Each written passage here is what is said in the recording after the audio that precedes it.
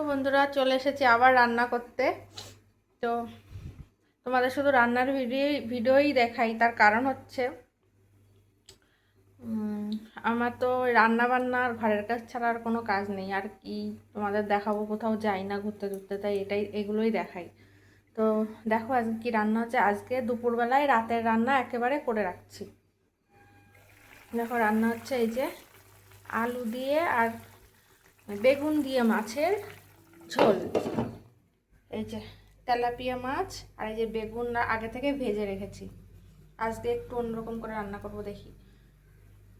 আমি ভেজে রেখেছি, পরে দেব। আগে আলুটা গলে যাবে, তারপরে মাছ আর বেগুন একসাথে দেব। ঠিক আছে, চলো তারপরে দেখাচ্ছি। এখানে আছে কুমড়ো ভাজা। এখানে আছে কুমড়ো ভাজা আর এই দেখো ভাত, এতটা ভাত।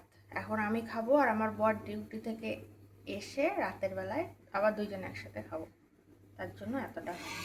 ঠিক আছে,